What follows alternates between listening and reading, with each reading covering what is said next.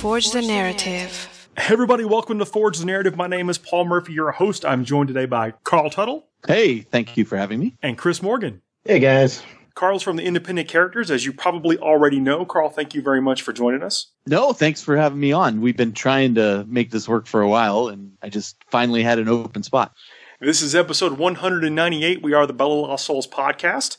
And we've got a lot to talk about. This episode, I know we didn't have an episode last week. I've been traveling, and the ATC was this past weekend, where my team Wrong Way Kids. We finished in the top 20. I'm pretty happy with that. Taking a couple of people who had not been before. And is that out of 20? Yes, out of. That's how you phrase it. When you're the top 3 company, you say that you're, if you're the number 3, you say you're the top 3. I'd like to say that we're in the top 2 podcast. I'd take that. Both represented here. No, thank you. Carl's adding his death blossom to the group. I'm kidding, of course. Both Andrew and Adam were at the ATC on different teams as well. So when we're all back together, we'll talk about our experiences. But the ATC was a fantastic event. There were 60 teams there, over 300 people gaming. I guess 300 people gaming, but way more than that in the hall, playing other games at other events in the hall. It's like the Wild West coming hot off of the release of 8th edition. There were some compromises that Shane had to make on the modeling, and I think that's getting a lot of the attention. But that was such a minor concern.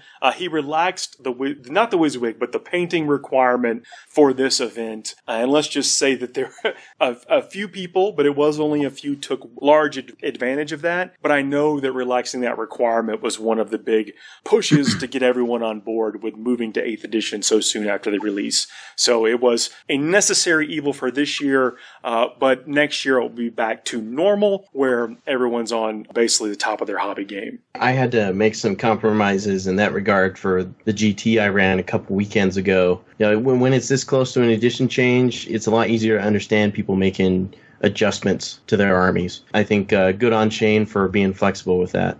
I think it's understood that we all, we spend a lot of hours on our miniatures. We're all very proud of them as a whole. And most people that you're going to encounter at tournaments feel the same way. Sure. So I think that some of this, of course, I'm sure there's some category of people that were just being lazy, and there were some people that legitimately can't turn around an army in 3 weeks. And, that just kind of is what it is. But the event was absolutely fantastic. Cannot wait to put it on my list of things to do for next year. Shane and Chris Pryor and Shane Grubb, just some of the best. I say this all the time, but they're legitimately some of the best people you're going to encounter in this hobby. And their event is worth checking out. It is a major event. Think of the scale: 60 teams, 300 players. There are not many events in the world that have that many people. That's huge. Yeah, that's just amazing in and of itself. A lot of and ATC has this this unhappy destiny of always being like the ground zero for all of the new craziness that happens. They're the vanguard for editions. Exactly.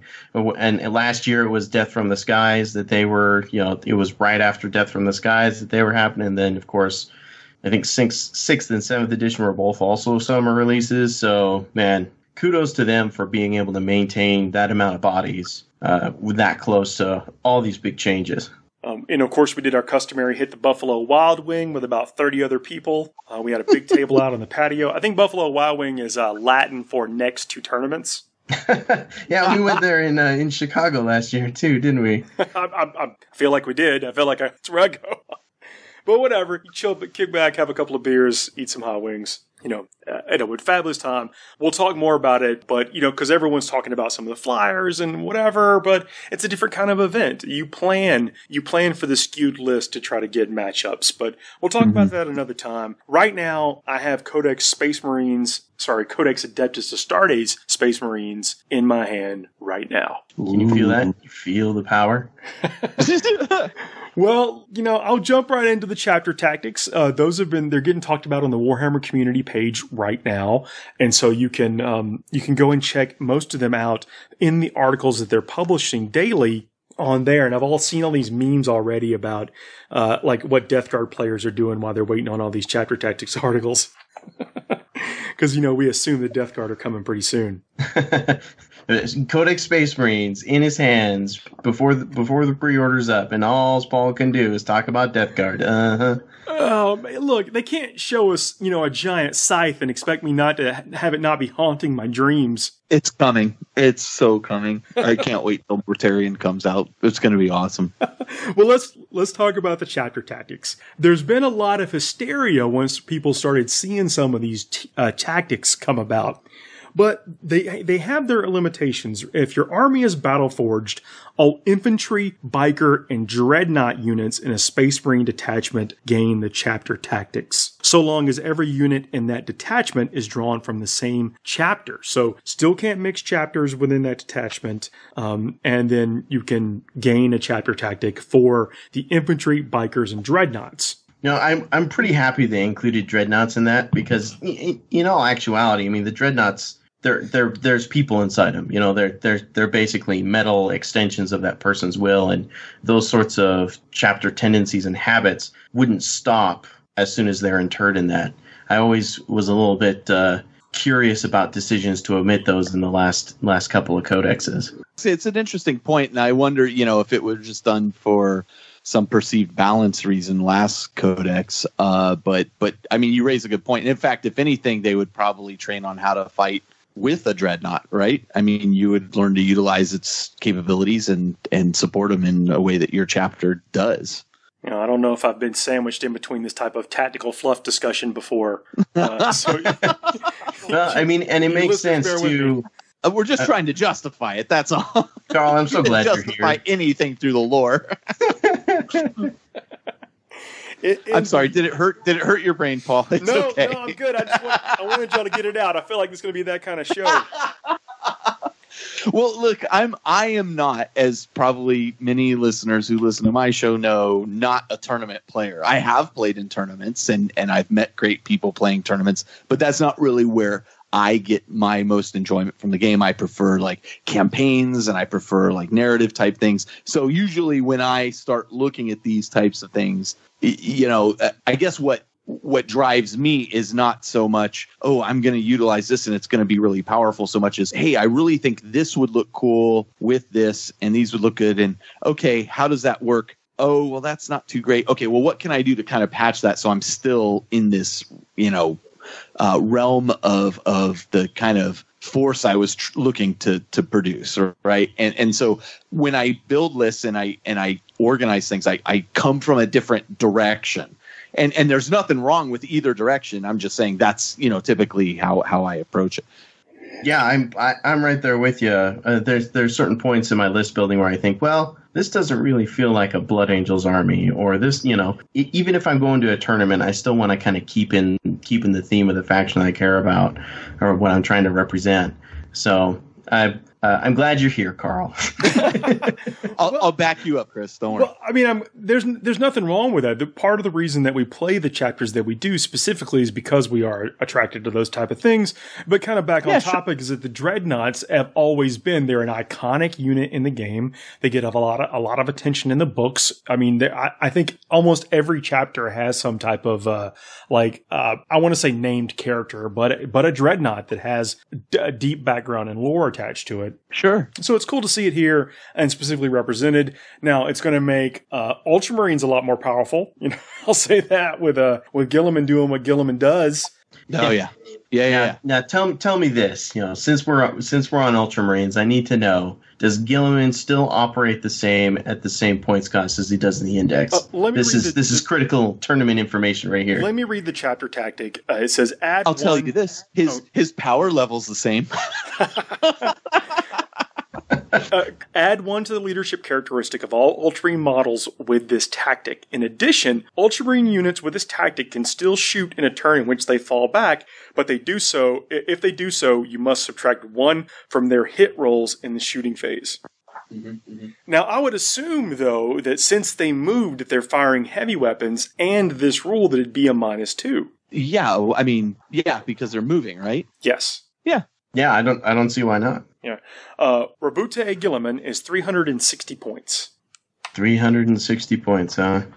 And Carl says he's still power level 18, so, I don't believe that there have been, like, when I look at the index to the Space Marine Codex, I don't believe there's really any changes. I mean, there may be one here or there that I haven't seen, but when I spot checked it, they all seem to be pretty close. He has the Primarch rule. You can re-roll any failed hit and wound rolls for friendly Ultramarines units within 6 inches of him. And he's exactly huge. The same. Yeah, and that's huge. He's 360 in the index as well. Yeah. There he is. Now, I mean, and he is incredibly powerful. Like, how weird is it that if he had more wounds, he'd be less powerful? Mm-hmm, mm-hmm. An interesting thing, I was talking to Doug Johnson. He's been running events down in Southern California, and one of the things he was telling me was, what some people are doing is they're taking Razorbacks with the assault cannons. They basically surround Gilliman. He walks in the middle of them while they're firing and laying down all the fire with rerolls because they're near Gilliman. and then as they move up, nobody can assault him because he's surrounded by these vehicles, and then they open up and he comes out and assaults. That's pretty much how it plays out, and that's one of the new Death Blossoms that you'll see. I'm very, very proud to say that the transition to 8th has gone well for the FDN vernacular. Death Blossom Ho. With the chapter tactics, there are some, what I would consider some clear winners. And I would say not so much winners. Things that just don't have the same power level and tactical flexibility that some of the other tactics do. But there's a lot more in the book for each of these chapters outside of just the tactics. There are going to be stratagems and relics and other things that help kind of beef up and round out whatever army that you're playing, even if you don't get what I would consider the job done. I'm using air quotes, specifically talking about like power and competitiveness in your chapter tactics. Right, and that's always a trick to accomplish. And with chapter tactics in the past, there have been some hit or miss things, some obvious, let's say, low rungs on the ladder, I guess you could say, things that just made the idea of taking that army very difficult. I know Andrew on the show had a giant Dark Templar, Black Templar army that he didn't feel like he could do anything with, and he got rid of that. I think, in my opinion, that the chapter tactics for the Dark Templar or Black Templar. Black Templar. I've been playing some StarCraft. Please forgive. The Black Templar are a bit better off in this way, but perhaps for the reroll charge distance, right? Yeah. Well, anytime you can do that is just money. That's very strong with some of the new units, especially the Primaris units that have that kind of short range, assaulty, in your face element to them. I'm not a Black Templar player. Let me just tell you, I'm not a Black Templar enthusiast or player, but I did play them in the Adepticon team tournament this past year. So I have some models, and I was thinking about expanding the force with some of these Primaris things. I think Black Templar Primaris would look real sharp. Dude, I have to tell you, well, okay, and let me get off the rule topic again, but I have to tell you, when it comes to the lore, I think the Black Templars have one of the most gritty and like hardcore lore of any of the Space Marine chapters. They have a absolute hatred of psychers. They're not bending to that will. They also don't limit themselves to the chapter size of 1,000 Marines. But they're never coming back to Terra. Larger. They are incredibly awesome, though. I love the whole Knight Templar kind of attitude that they have. And, of course, they've got Grimaldus, who's a bad. So. Yeah, well, I mean, all of this is just summing up what is so great about Hell's Reach. Oh, and, yeah. I mean, especially those cartoons. I hesitate to call them cartoons. It makes them sound childish. The animated dramatizations of the Hell's Reach audiobook that was done. They're incredible. Those are very well done. Yeah. So I do think that they have a very, very interesting narrative, and I'm happy to see things like this for them in terms of the rules for Codex Space Marines, because one of the things I remember Black Templars the most for, especially back in 3rd edition, was the Lightning Claw Terminator squads. You remember those, Paul? Oh, yeah. those guys used to just they were totally savage, and I feel like with an automatic reroll on everything, you could have a squad of Lightning Claw Terminators come down in Deep Strike and make the charge most of the time. Yeah, I mean, if you think about that, 9 inches away. Oh, I failed. Let me try again. I mean, your odds are significantly stronger that you're charging out of a Deep Strike. Yeah. And that's very important because, for other books to get a kind of rule like that, there's usually some kind of pay to play for that. Like for the Blood Angels, it's Lamarty's, and that's specific to Death Company, Black Rage keyword guys. So there's some really good utility in that, in my opinion. I'm very happy for those players. Let me highlight some of the ones that are on the other side of the competitiveness. Yeah, that's what I want to hear what your thoughts are there. Well, the Imperial Fist, the Siege Masters here, enemy units do not receive the benefit to their saving throw for being in cover against attacks made by Imperial Fist models with this tactic. In addition, you can reroll any failed wound rolls for Imperial Fist units with this tactic when they are targeting a building. Now, that's a little specific. Yeah, answer me this. Is there some kind of bolter drill stratagem or something for those guys? There is. We'll get to that. There is but that's what I mean. If your chapter tactics don't get it done, maybe the relics and maybe some stratagems will get it done for you. Yeah, but now you're spending points on you're spending command points on those. But okay, so the cover piece of this is not bad, but the building piece is just so specific. Cover needs some help in this game right now. Cover is basically a myth. Yeah, well, a +1 has saved me numerous times. What I think actually happened with cover is that all these ruins have just been so ruined over the last 30 years that the actual cover that they provide has been taken down in the game because they just know how dilapidated some of our terrain has gotten as a result of our battles. That is my work in progress theory. There were some articles up on the Warhammer community site about the terrain being the third man in the game, and I completely agree. And we do need to adjust some of our we need more area terrain pieces and maybe some good line of sight blocking stuff. And there's plenty of line of sight blocking stuff out there. Good area terrain that you can move models over is sometimes a little bit hard to come by. You got to make the good stuff yourself as far as that goes, or pick it up from some of our sponsors like Frontline. But the way cover works right now is difficult to utilize with larger units and larger size things. And so this chapter tactic, I think, is not as powerful as some of the others.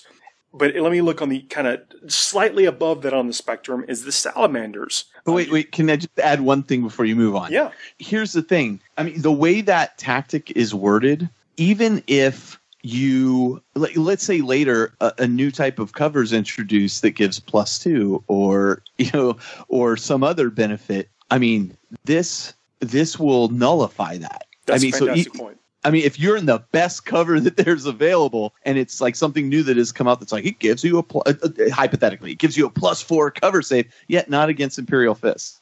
So, I mean, there's potential for this to become something, but I agree with you right now. It's not impressive. And that may come in the form of a building, which they could also kill. So, you're right there. You're right there in it. No, I like the forward thinking with that because, I mean, this is the first Codex to come out for 8th edition. We don't have the perspective that the game designers do of what's coming out. So I think that bears some mentioning, but like Carl said, right now it just seems a lot less whelming than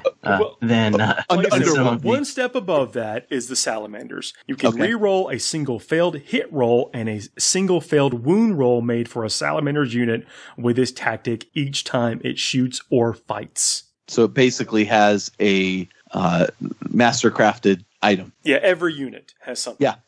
Which is okay. Yeah, it can change what? Maybe you fire your last cannon, it hits, and then you fire your combi melta somewhere else, and then you need to re-roll that. Right. And I mean, that could be clutch, right? Because a player like me, if I have a melta-gun in a unit, that melta-gun is going to miss. It never fails. Or a hunter killer missile. I don't know anyone who's ever hit one of those. Chris has seen it. Chris has seen me roll melta-gun shots. Never fail. 2 melta-guns in my group? Yep, 2 1s. There you go. Guaranteed. So at least they didn't get hot. So this is true.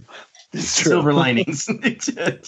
Anyway, but I agree with you. It is slightly above it on the scale. It could be clutch in good units, especially units that are equipped with things like las cannons, which I love las cannons in this edition.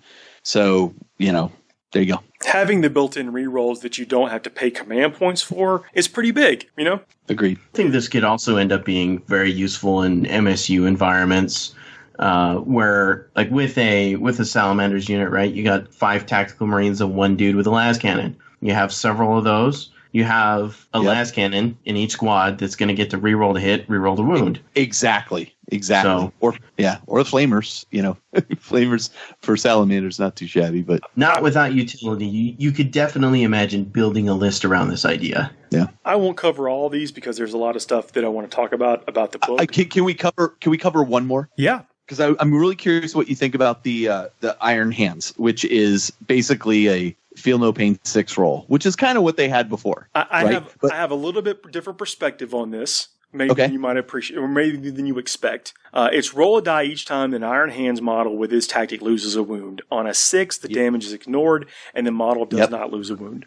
Now, rolling 6 is exciting. I'll tell you that. This past weekend, I was playing with Magnus. And you get a warlord trait now, and one warlord trait is exactly this. Your warlord ignores damage on a 6. I made 12 of those over the course of one game. Oh my.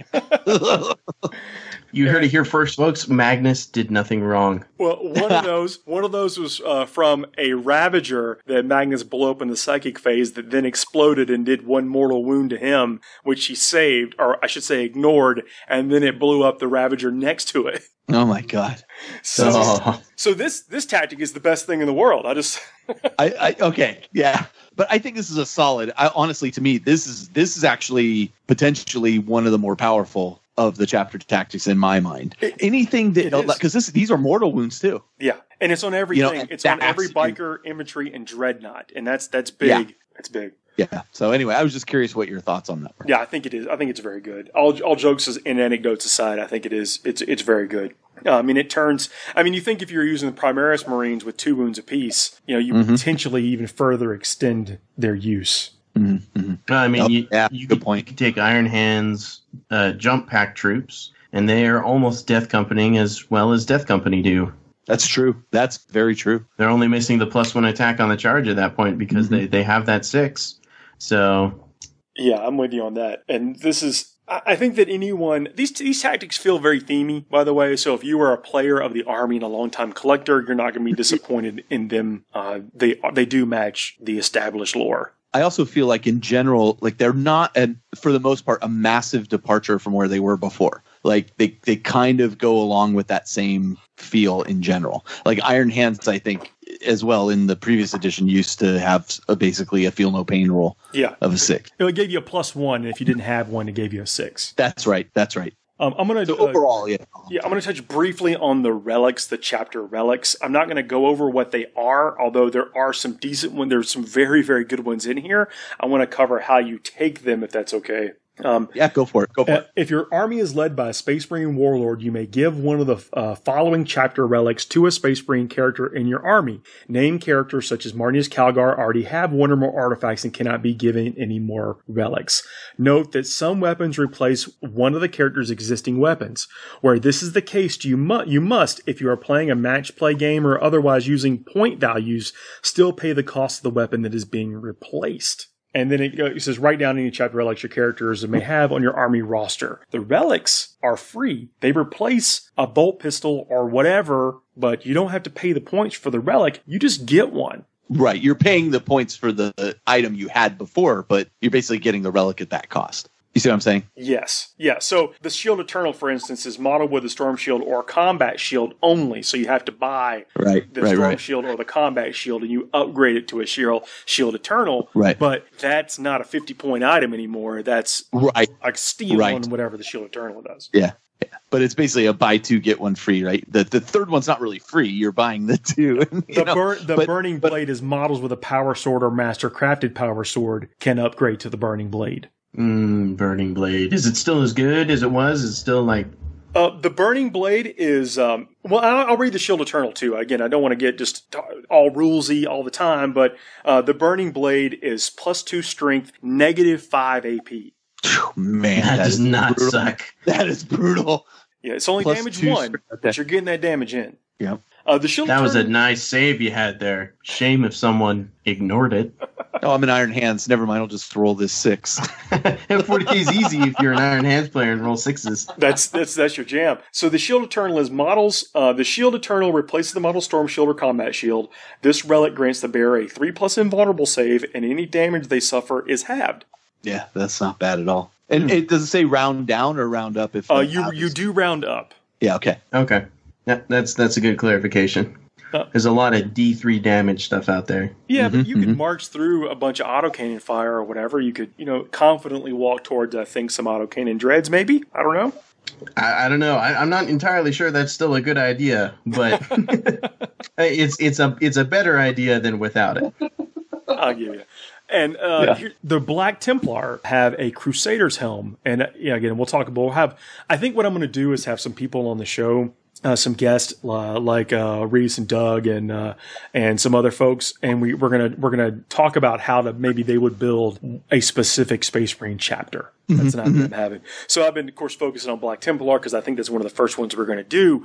Is that the wearer of the Crusader helm? And this just says Black Templar models only. The wearer of the Crusader helm increases the range of any aura abilities on his data slate by 3 inches. That's actually pretty. That could be potentially pretty huge too. Yeah, 6 inches is already legit. annoying. 9 inches, that's a whole nother rank of tanks or wall or let you claim 2 objectives and still get the benefit of an aura or something. That's pretty big.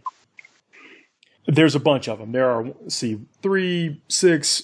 I don't know. There's a bunch of relics. There's a lot of customization you can do. Some of them are chapter specific, either Iron Hand, you know all the chapters, but a lot of them are not. So there's some flexibility that you can take. I would have to imagine that tournaments would want you to note on your roster specifically if you're doing that, and it wouldn't be something you could change every game. Mm-hmm. Yeah, I think that's an important distinction to make. There are new warlord traits here, and then there are about a bazillion stratagems. 26. Yeah. 26? It's like a 26. bazillion. It is a bazillion. Yeah. So let's talk about stratagems just for a minute. We don't need to even go into any single individual one or anything. I've got 8 I want to talk about. Okay. I don't know if you're going to have time to get through all 8, but the interesting thing about the stratagems is there's some that are varying costs, between typically 1 and 3 command points. Some are chapter specific. So, there'll be like an Imperial Fist one, a Salamander's one, that kind of thing. We kind of alluded to that earlier, but the majority of them are Space Marine generic, and they can vary greatly in effectiveness. I think the thing, and I'm going to start off unusually on kind of a negative point here. I think the thing for me with 26 of them, I'm like, I'm not going to remember, all of these for sure. I'm not going to remember all these. I think some of them are key, like some will be like, oh, if you have, and I think this is one, if you have a Vindicator and then you have 2 more Vindicators within X amount of inches of it, you can use this stratagem to do X. Right. So that's very specific. And I think some of these stratagems are going to be like, I'm building my army this way so I can take advantage of this stratagem specifically. I'm with you on that. Let me talk about a couple of the ones that you're not going to have to worry about during the game because you can specifically use them before the game starts. Right. There's 2 here that jump to mind, and that's the Chapter Master stratagem. You could spend 3 command points to upgrade your captain to a Chapter Master. Just before the game starts, by the way. Yes.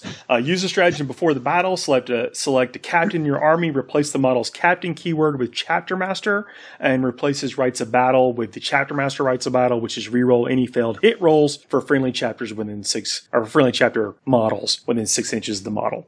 Okay, that's pretty rad. That's 3 command points, though. You're giving up 3 rerolls for that. Well, for armies like Space Wolves and Grey Knights, I would imagine, in Blood Angels, that you take a captain right now from the Space Marine, I would assume that's going to transfer to the Codex, that they could build some other chapter masters of their own. But and I would say while you're giving up in re-rolling an individual die, you have to weigh that against re-rolling everything within 6 inches of this guy.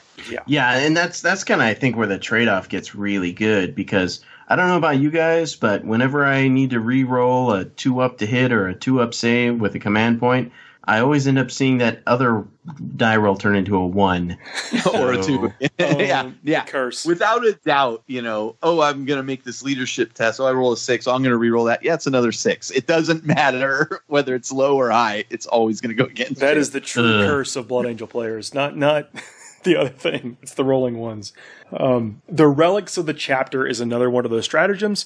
Pumping points into that, command points let you take additional relics. Yeah, so not bad depending on what your strategy is. Yeah, and there's some utility in that too. I mean, you would really have to sit and look in detail at all of them and find, a synergy that's really worth giving up those command points. Because especially if you're spending a lot of these command points pre-game, you could go into a game having no command points if you're not careful. Well, I think in a non-tournament setting where you're just playing a match play game at the store or whatever, that kind of matters less because you could just go, you know what, I'm going to take 3 relics this time and make this guy a chapter master, and I'm going to go into the game with 3 command points.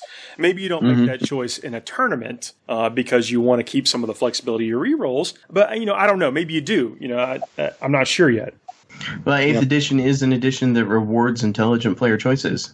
And I think that the players that consistently are making the right choices in terms of, for this game, I'm going to need all the rerolls for my chapter master buff. Like, being able to discern that from looking at your opponent's list and deciding it at that time is going to be really telling. And remember, in match play, you can only use 1 per phase. I'm going to read one real quick. The Abhor the Witch. This is a Black Templar specific one, as it uses stratagem when an enemy psyker manifests a psychic power within 24 inches of a friendly Black Templar's unit. Roll a d6. On a 4+, that psychic power is resisted by the sheer willpower of your unit, and its effects are negated. Mm-hmm. Yeah, you're spending a command point to roll a 4+. I just want to point that out, though. That you could it's also good. reroll. No doubt about it. That's true. No, that's very, very true. Well, can you? Because you can't. Yeah, you can. You can't do it the same one twice, but you can do different ones. Okay. In the same phase. And if someone's about to warp time their demon prints right in my face, maybe I want to stop that. Oh God, dude, that is so good. By the way, demon princes are so good. I just tore pieces with them. One that really speaks to what I was talking to earlier around planning your army around these stratagems is the one right after that, Paul, which is Empiric Challenge. It uses a stratagem at the start of the psychic phase. If any Adeptus Astartes psyker is within 6 inches of at least 2 other friendly chapter psykers, the psyker can immediately attempt to manifest 1 additional psychic power this turn. And, when attempting to manifest this power, you can add 2 to the psychic test. I mean, that's not something that's going to just happen, and you're going to be like, oh, I think there's a stratagem for that. I mean, that's something you're going to build toward. Yeah, you're right. You know what I'm saying? I like what I'm hearing. As chief librarian, I have to give that my psychic thumbs up. Yeah, it's pretty solid. And I mean, if you're, basically running a librarian, quote unquote, conclave of guys, like this could really help you out. And then, definitely. I think you should talk about Bolter Drill just because we talked about it earlier and talked about. Let's go ahead and hit that right now. Use the stratagem just before an Imperial Fist infantry unit attacks from the shooting phase. Each time you make a hit roll of a 6 plus specifically, not a dead 6, a 6+ for a model firing a bolt weapon, that model can immediately make another hit roll using the same weapon at the same target. These bonus attacks don't generate more attacks. For the purposes of this stratagem, a bolt weapon is any profile that includes the word bolt, bolt gun, bolt rifle, heavy bolter, bolt storm gauntlets. Pedro Cantor's Dorn's arrow is also a bolt weapon. It's too bad it says infantry only because, man, could you imagine that on a Land Raider Crusader? No. Aren't Centurions infantry? Yeah, that's true. Yeah, but they're no Land Raider Crusaders. Well, okay, I give you that. They definitely are not Land Raider Crusaders. But I'm saying some assault centurions with some, whatever. I don't know. There's things you can do with that. That is absolutely for sure. The Born in the Saddle is a White Scar stratagem. This is 1 command point. Use this stratagem when a White Scar biker unit specifically, advances. That unit can still shoot and charge this turn. Roar. I think that's pretty good. Yep. There is an orbital bombardment one where you can dish out mortal wounds to anything within 6 inches of the point of impact. I think that's pretty good. The Damocles Command Writer from the Forge World book has that as well. was very interesting to see how that would translate over to Space Marines. It looks like they're keeping it consistent. Honor the chapter. This is pretty good. This is a 3 command point one, though. It says, use this stratagem at the end of the fight phase. Select an Adeptus Astartes infantry or Adeptus Astartes biker unit. That unit can immediately fight for a second time. Oh, I love it. I love that. That's huge. Ooh, that...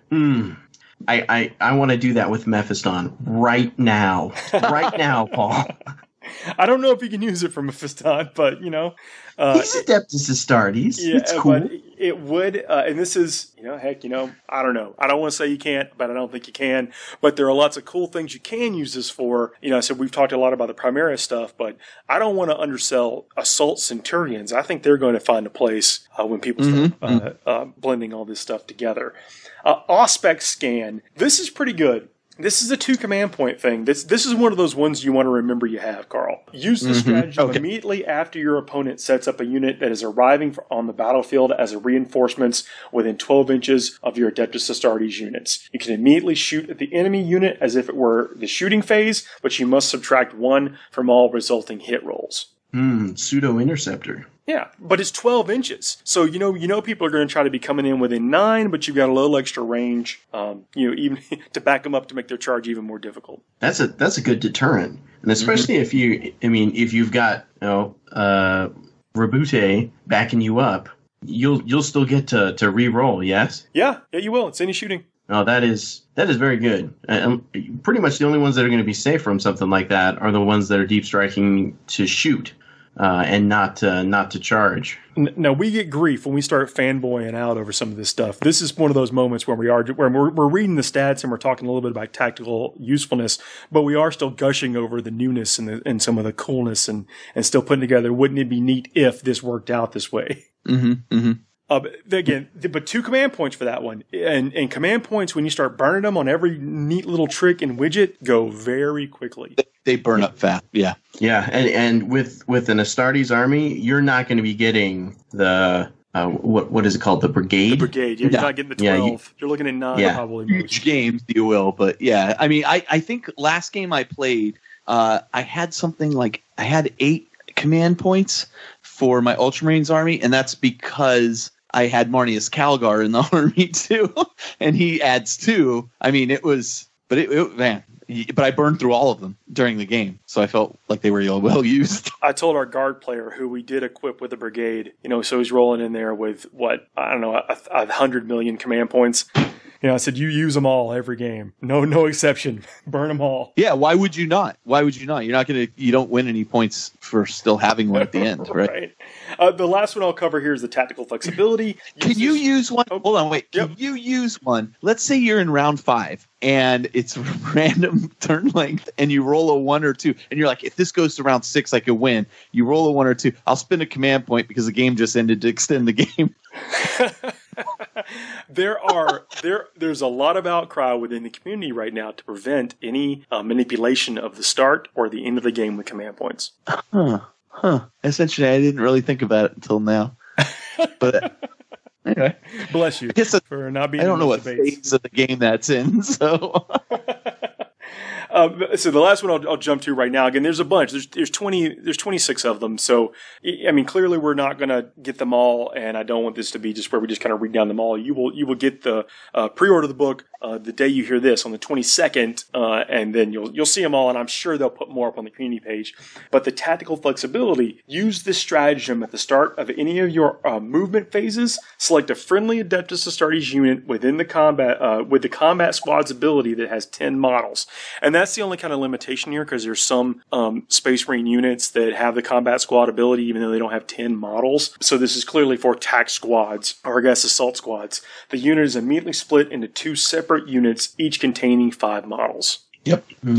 Interesting. So, I kind of see this, and if you're playing in a mission where there's a kill point, where it's just to kill the units thing, and it's an objective mission, like maybe you might see coming out in the FTN mission pack very soon. We're going to talk about it after the break, I think, but we'll be putting out something very real similar. Pretty happy about it. But if you were in a kill point game trying to conserve the amount of kill points you offer, but yet you find yourself needing to score multiple objectives, maybe you pop this off coming down out of reserves or something with your jump back squads. Yeah, that could be something very, very interesting.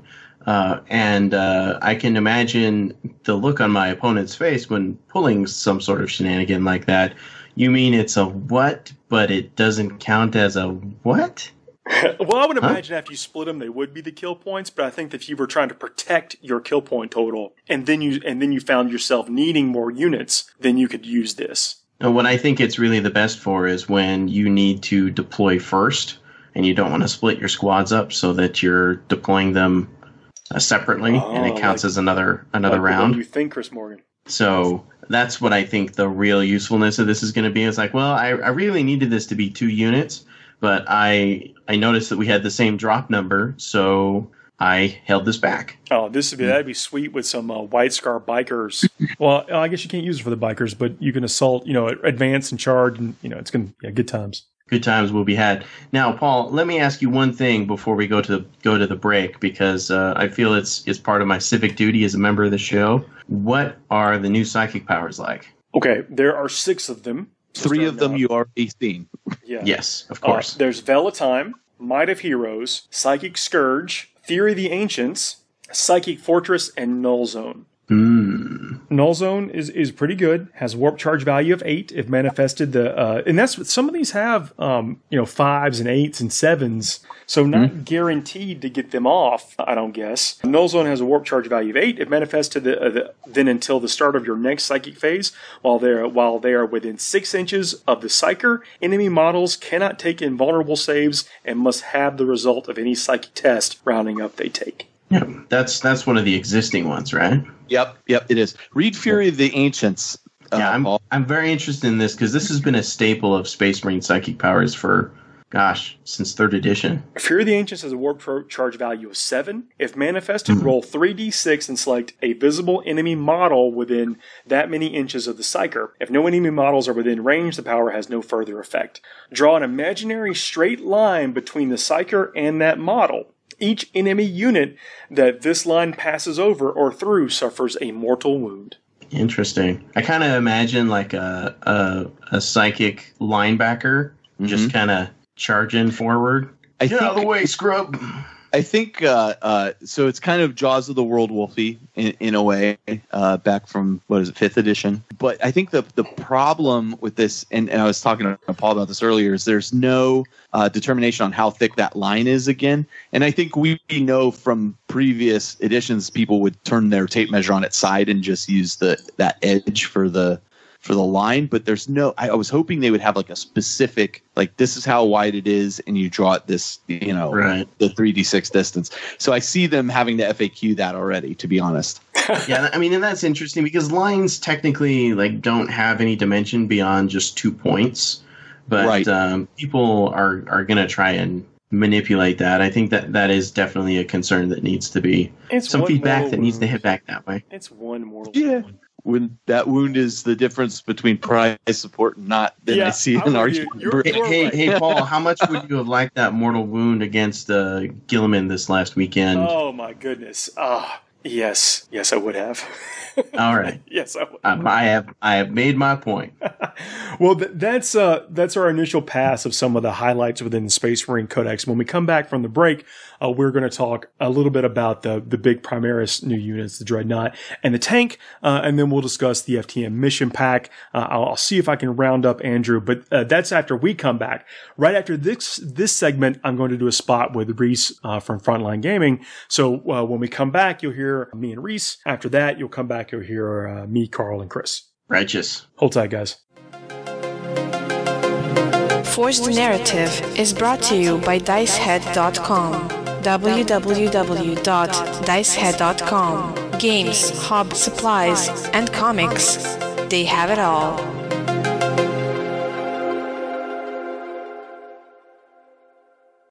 Hey everybody, welcome back. I'm still Paul. I got Reese Robbins here. Hey. Yo, man, you're from Frontline Gaming, if people aren't already aware. You're a sponsor of the show. Happy to have you on. I want to talk about some shop talk, some cool things you have. We actually talked about your terrain a little bit earlier in the first part and one of the first segments of the show here, but you got the LVO coming up too. Yeah, registration opened today at time that we recorded this.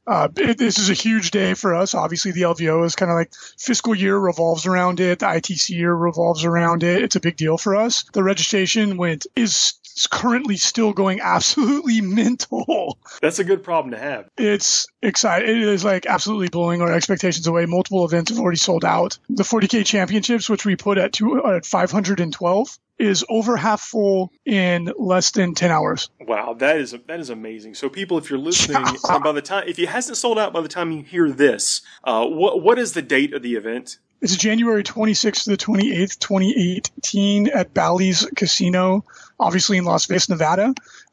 Usually we get a huge spike in the beginning, so by the time people listen to this, there is a good chance there's still going to be some 40K tickets. It's just like, this is crazy. We're at more than a 256-person tournament in less than a day.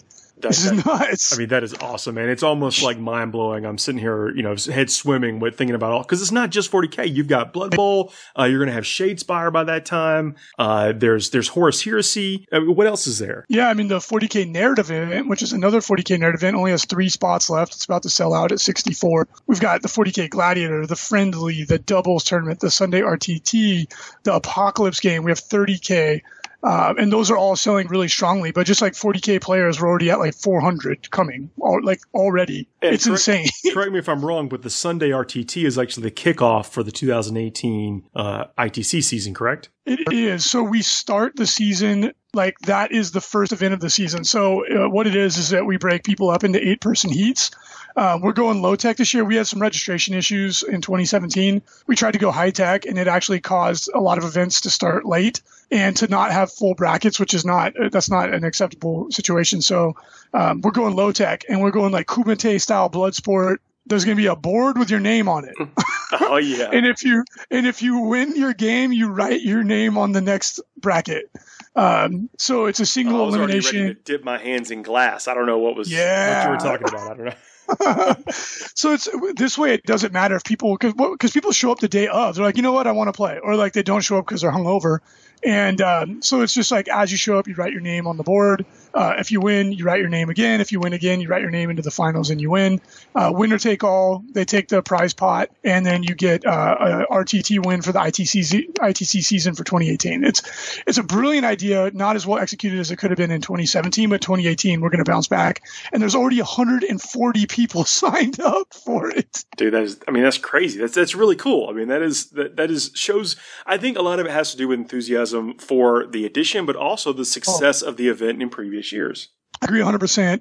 8th edition's got its hiccups, but and people are in our community, or any community really, when they're passionate about something, they tend to hyper focus on the thing that they're not stoked about.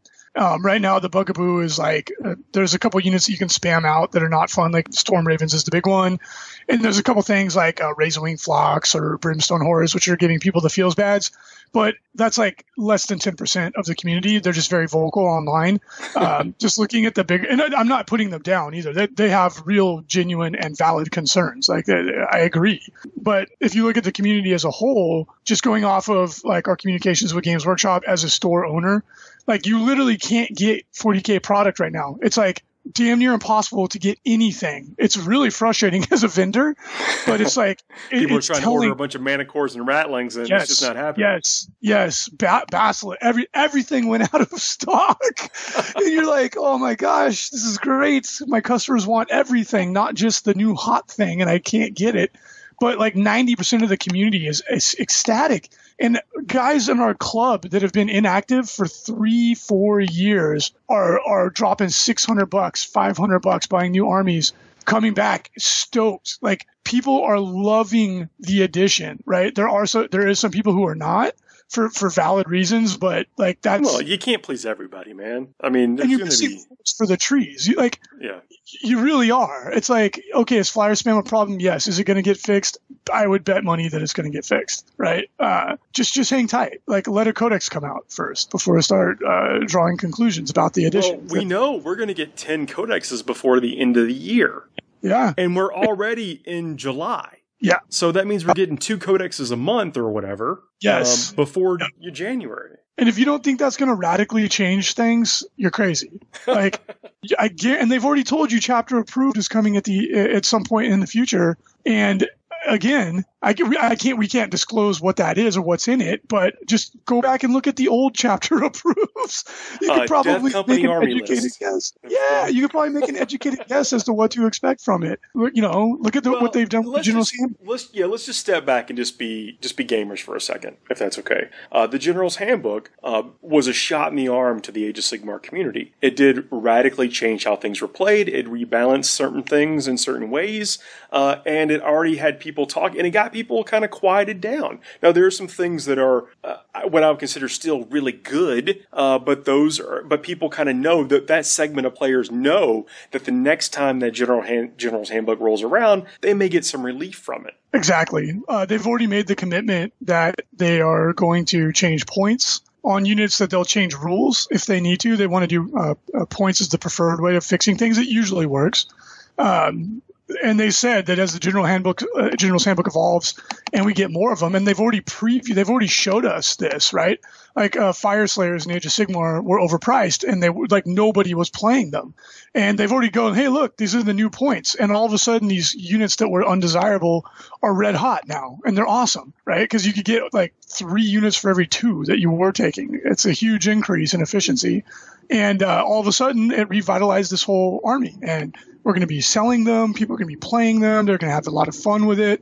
It just makes sense. And if they take that and they apply it to 40K, which we hope that they do, we're going to have a dynamic and constantly improving and shifting game, which is great for everybody. I think that what that system proved to them, that there's a mechanism that they could put in place that would allow them to make these tweaks over time, where that simply didn't happen before. You know, you would get a codex for an army every couple of years, 3 years, 4 years. I don't even know who are the worst. I guess the longest codexes that have been in existence: Orcs and Dark Eldar for a period of time. You know, those were the 2 decade. that went 10 years. Well, I mean, that's like, that wasn't working, right? Oh no, that was a terrible business model. It was not good for the customer, and that's just me speaking as a consumer of the product. I think that the people that make these decisions at Games Workshop saw that too. Yeah. And now they're coming out at hyper pace. I don't think that will sustain itself. It's probably, I would guess that it's probably just to get us over the hump, get everybody their codex. I could be 100% wrong. Of course, I don't know. But well, we were saying that 2 years ago too, when we started getting the monthly releases, weekly releases. That's a good point. That is a good point. I don't know if it's a sustainable model from a business perspective, but we'll see. Yeah, who knows? I mean, we're simply speculating, but they do have channels in place that didn't exist before, so this feedback can funnel. So I mean, I guess this is easier to say than do, especially when you're dealing with the open internet. But I think that constructive feedback gets listened, or I shouldn't say listened to, gets passed along to people that can make a difference. Yeah, I mean, it's the hashtag new GW, and it's absolutely true, right? Like, everyone can feel the difference, right? They're engaging their customers, they're listening to their customers, they're engaging the community, they're supporting community leaders. Like, they're looking for people to support in various ways and to give them recognition. And it's the things we've always wanted, and now we're getting it, and it's amazing. Right, yeah, like I'm a big fan. This is like a golden age. Oh, dude! Not just the game, but the company that's behind the game. It's like 100% improved, in my opinion. Yeah, as a longtime fan and a fanboy, I don't even mind saying it. This is a really cool time to be involved in the hobby, and you can see it in the tournament. I mean, like I said, we were just talking about LVO selling over half the tickets, and many of the events, the satellite events, selling out in hours. That's insane. Like, yeah. I remember in the old days when Adepticon would sell out in hours, right? And 250, I think there was 1 or 2 years when they did that. And it was bonkers. I remember it was like you couldn't believe what you were seeing. And it was like back when it was like pretty much the only show in town, right? Right. And to do that now with the amount of events that are out there, it's like we were flabbergasted. And it still hasn't even been 12 hours since registration opened. So who knows where we'll be in the morning. You guys put on a great show, and you've got lots of cool stuff. I mean, to make the game. And I tell people all the time, the quickest way to pro up your game is to get the Frontline mats, the FLG mats. Put it on your table. And it does everything you say it does. Yeah, I'll let people, you can find it at frontlinegaming.org. But Yeah, you've also got the terrain. And terrain in this game, it's a lot harder to get like actual cover in this game now. Yes. There's little tricks that people will learn, like putting like the back corner of your Rhino touching a wall and then having big models in front of it. Now he's got a 2-up save. I did that many times with Knights blocking magnets. There you go. Because a lot of people online are going crazy because by now they've seen the chapter tactics and they're like, Imperial Fist chapter tactics are terrible. And I'm like, wait 30, 60 days and then we'll see if you're still saying that. Because when people master how to actually get cover, then all of a sudden that skill becomes relatively more valuable. This actually got brought up by Carl Tuttle, not known for his competitive side. But you'll hear it in the early part of the show is that what if a piece of terrain comes out that gives you like a +3, +4 cover? Then how good are Imperial Fist going to be? Yeah, exactly.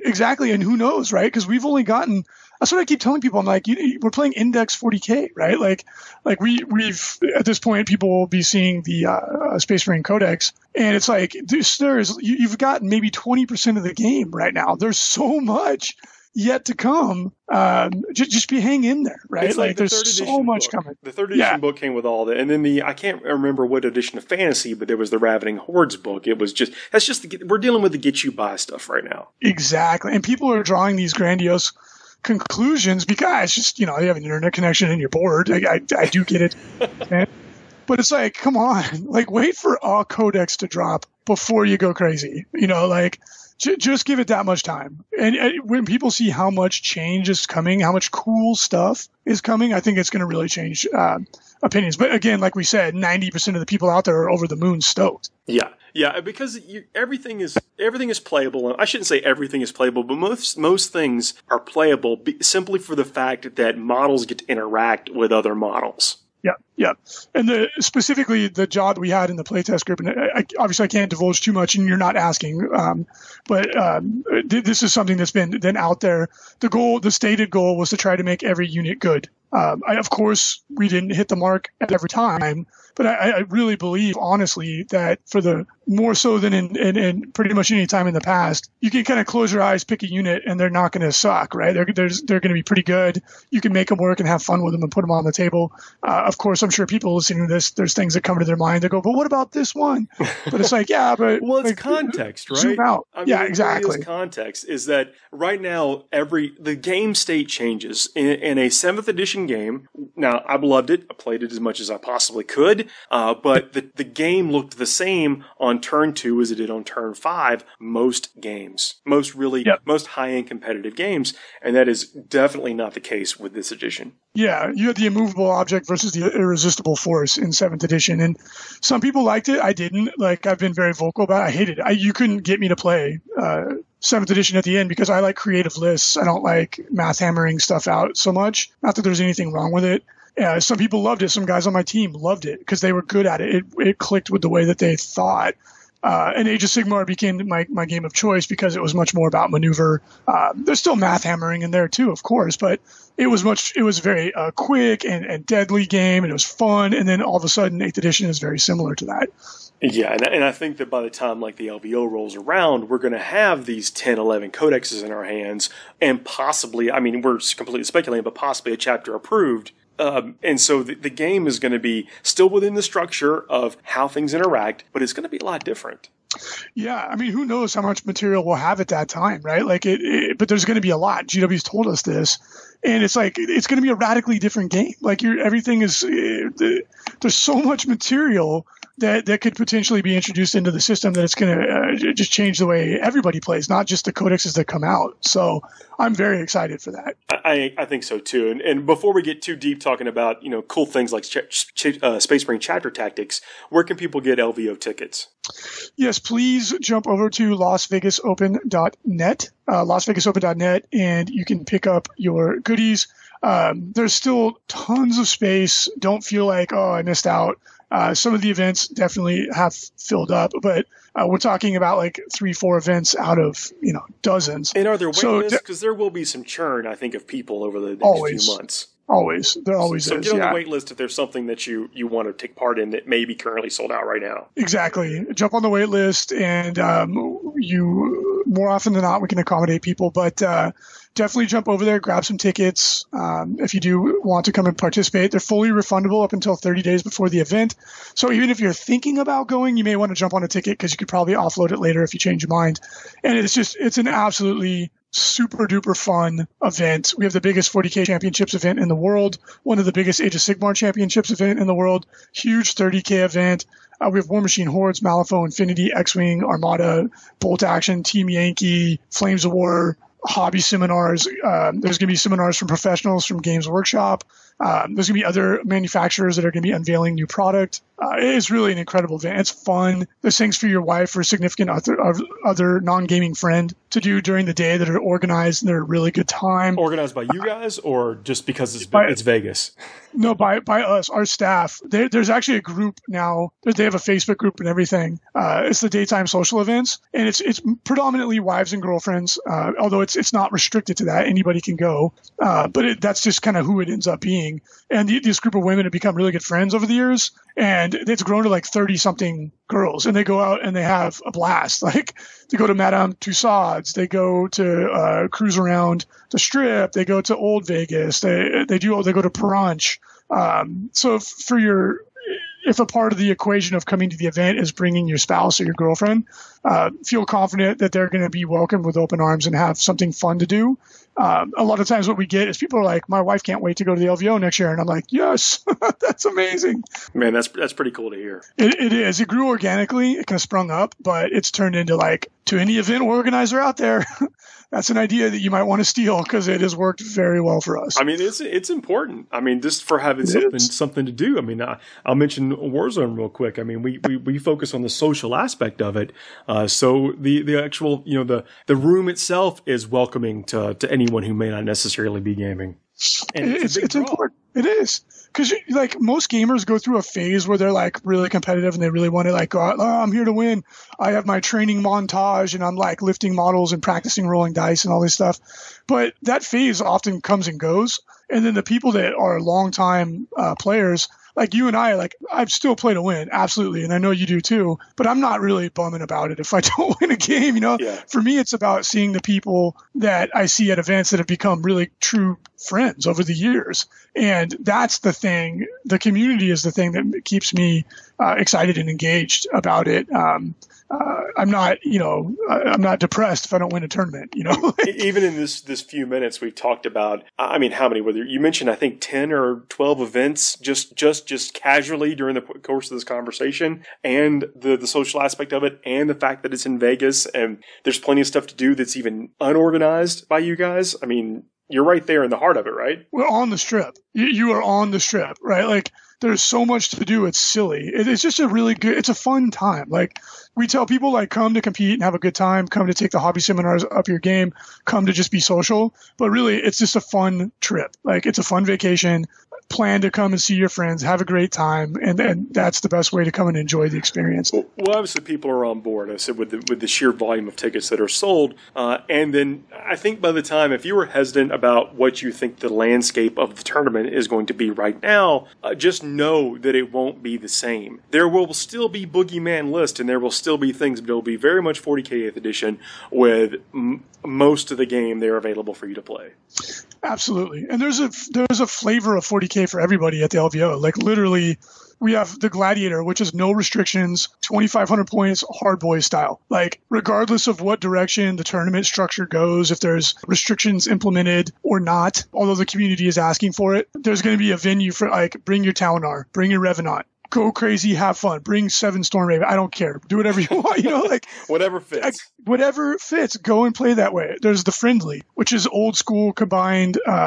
We don't do sports. We do a theme vote, a hobby score, a generalship score. Only 2 rounds a day, 3-hour rounds. Like, kick your feet up, drink a beer, and have a good, you know what I mean? Play a fun game. We have Apocalypse. We have a 3-day narrative event that is almost sold out. The 40k champs, obviously. There's something for everybody. We have the Night Joust, which is a super fun event. You bring a knight, and it's a grand royale until only one knight is left standing. Our first year, a 12-year-old kid won, which was the best thing I've ever seen. Awesome. The kid was so with a knight paladin, just the basic Bob knight. Everyone else was trying to play super strategically, and this kid was like, just charged straight forward and blew everybody up. I was like, you couldn't have planned it better than the way it ended up. And the first night he blew up was his dad's. Well, of course. It was brilliant, right? Like, it's just little stuff like that. It's just so much fun to come and have a great time enjoying your hobby, however you want to enjoy it. That's beautiful. Now, when people hear this, it's going to be this Saturday, the day that the Space Marine Adeptus Astartes Space Marine Codex goes live. Warhammer, I've been talking about chapter tactics and some other things. There's a bunch of literature that people can see immediately, even if they don't get a chance to get out of their game store to check out the book itself. Do you have a favorite chapter tactic that you've seen so far? I do. I'm like kind of like contrary by nature. I don't like to do what everybody else is doing. I think the Ultramarines chapter tactics is the best, and I say that because in conjunction with all of their special characters, Bobby G, obviously, who's annoying as hell, unless you use him, in which case he's amazing. I think the Ultramarines have the most cards in their deck right now, and that's no big deal, right? Like, it's not a bad thing, but I think they're going to be the cover of the book. So they are, and I think they're going to be the White Scars of this early 8th edition, which is fine. But I think the best chapter tactics, I think the chapter that's going to offer the most to the strategically minded player are the Raven Guard, and I think the White Scars are going to be a sleeper hit because Assault Marines, the fly keyword, I think is the second most powerful keyword in the game behind character. And the fly keyword, White Scars with Vanguard Veterans, take a plasma pistol and a chainsword, and that just flood the field with them. They're really affordable for what you get. Take some captains with jump packs. They can move, advance. I believe, is that for bikes only? Is it for anybody? That's the bikers. So for the jump packs, you can move, shoot, charge, jump out of combat, shoot, charge, jump out of combat, shoot, charge. For the movement player, for the player who's very good at movement, that army is going to give you you are going to cause havoc with other people's army by tagging them in combat, stopping them from shooting, but then jumping out, shooting, and still charging yourself.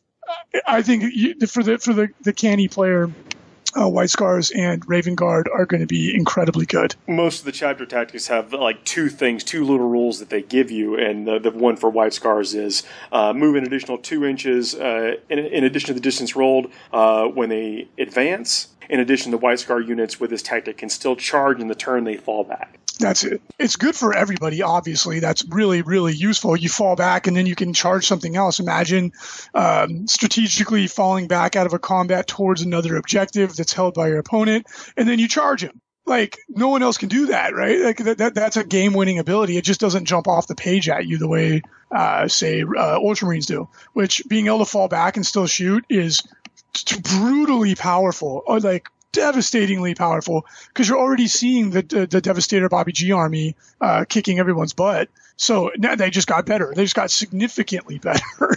Yeah, absolutely. Well, I'm glad you claimed White Scars. I'm gonna do a series if you're game for it, where I get some sample army list and talk about them on air from personalities in the Warhammer 40k community. Oh, yeah. Are you up to the challenge for White Scars? Oh, count me in. I'm telling you right now, if you haven't tried it, 10 Vanguard Veterans with jump packs, plasma pistol, chainsword. I'm telling you, that's the moneymaker unit right there. Have a captain back them up, and they run around and they just blow things away, jump out of combat, blow things away. They get 3 attacks each, re-rolling ones. The unit, for what the points that you pay, money in the bank, baby. I'm surprised more people aren't using it. The neat thing in this book is that the chapter tactics themselves are only one element to the army construction. There's things like the relics, and then there's the stratagems that really can give you a complete picture of an army. You're able to your army exists in all phases of the game, and not just not in your list design. Yeah, the stratagems are absolutely game changing. I've been waiting and waiting and waiting for these to come out because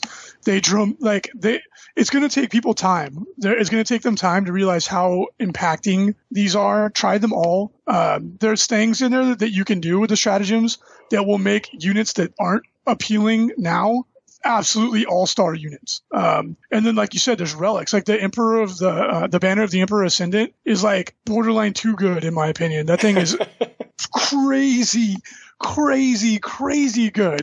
The Shield Eternal is exceptionally good. Although having wounds that doesn't. It's a thing. It's a thing. I'm telling you right now, the Banner of the Emperor Ascendant is borderline needs to be toned down. All right. It's stupid. Look, banners look cool in the battlefield. I don't mind if they get crazy rules. Dude, it gives you the shoot before you die on a 3+, and it makes you immune to battle shock, and it lowers your opponent's leadership. Like, seems good. What? Seems reasonable. Yeah, I've been throwing it into a drop pod, like with 6 characters. And then you use Isodon to deep strike a bunch of like Devastators and Sternguard, and you just drop that whole pot full of disgusting filthiness right in the middle, and you castle up in the middle of the table, blow people away, and then as your opponent's killing you, you're blowing him away in his turn, and then you don't fail your battle shock tests. That does sound pretty good. Dude, it's like I'm telling you, the game completely changes with stuff like this. It completely changes the way the game plays. That's awesome, man. We got a few minutes left. Is there anything you want to talk about before we wrap up? Just thanks to everything you're doing, buddy, and with Warzone ATL, you guys are doing a great event. I do want to make it out. Thanks for being a positive voice in the community, and can't wait to see everybody at the LVO. It's going to be an absolute blast. And don't let the Storm Ravens get you down, guys. That's going to be, I think, a flash in the pan. So check out the mats and the terrain. The terrain is big. Terrain in this game, and I know it may sound like I'm over-plugging, but I think the terrain and the right type of terrain will give you a better, enjoyable experience in your game. And you guys have some good kind of ready-made terrain just for this stuff. Yeah, the ITC Terrain series gives you could buy package deals that come with a mat and terrain that's themed and designed to fit the mat. Like literally, like there's a space on the mat where you can put the building, and it really accentuates the aesthetics of it. It's affordable, it's durable, it's easy to build, easy to paint. We made it for our own tournaments, and it completely changes the game. We've been saying since day one, obviously because we've been playing the game longer than everybody else has, but without line of sight blocking terrain, 8th edition, especially if you're using the auto go first mechanic, which we've been telling people, like, give it some serious consideration to not use it because it can create unenjoyable play experiences. And I think people saw that at the ATC. It's not a bad mechanic. It's just in a competitive environment where you're maximizing for it, it can become a feels bad mechanic. On its own, it's fine. If you're playing casually, it's fine. Go ahead and use it. But line of sight blocking terrain makes the game fun. It makes the game not an Alpha Strike game. It makes the game a game about movement and tactics, especially when you don't know you're going to go first. You're going to deploy a little bit more conservatively in most cases, which creates more enjoyable games that aren't over quickly. When you do that, the 8th edition is, in my opinion, the best version of the game ever by a mile. If you're playing on Planet Bowling Ball, where everybody can see everybody, it's very obviously it's going to come down to he who shoots first is probably going to shoot last. And we saw that at events that have been going on recently. So do yourself a favor and get some terrain. And if you choose to be the ITC terrain, we'd really appreciate the business. I think I've built more models and played more casually in the last month and a half or so than I have in the last year under 7th edition. Yeah, 8th edition lends itself to it very well.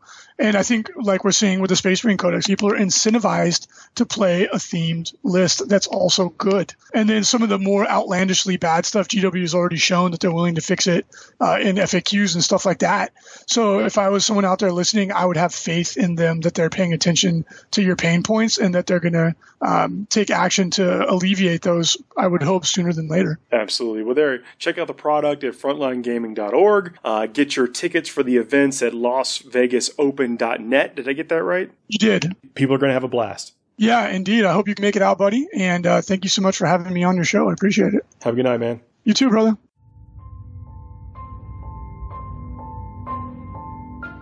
FTN is also on Facebook. please like us at www.facebook.com/Forge the Narrative.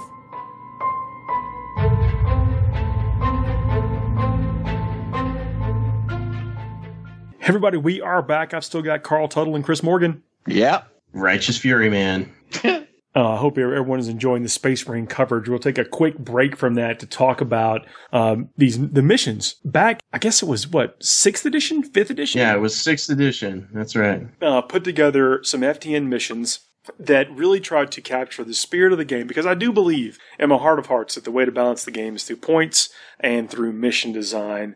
And I know that everything that applies to one thing to the other, may not translate from edition to edition, but that is at least the way I like to approach things with that type of mindset. To that end, the missions that we created back in 6th, very popular, run at a bunch of tournaments, ran our own tournaments with them, ran at local events, used for competitive play, game room here at my place, got feedback from all over, refined them, and they really became something what I think was nice. So what you're going to see coming out alongside this episode is our first crack. Now, they've been through some playtests. Actually, people were playing quite literally around the world today, and I should say around the world in a few separate locations around the world as the beta test group to fish out any kind of alarming problems. Because when you're writing them, you need editors, right? They exist for a reason.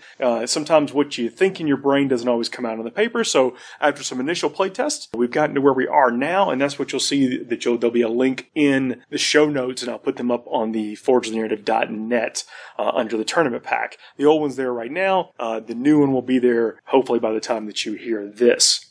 Speaking as an editor, it's a job that everybody hates you for, but it's not. You're the hero that people need, but not the one they deserve. It's so annoying. Well, did you really mean that? Like, does it sound like I mean it that? I mean that, but that's what it says. So I don't know. Does it?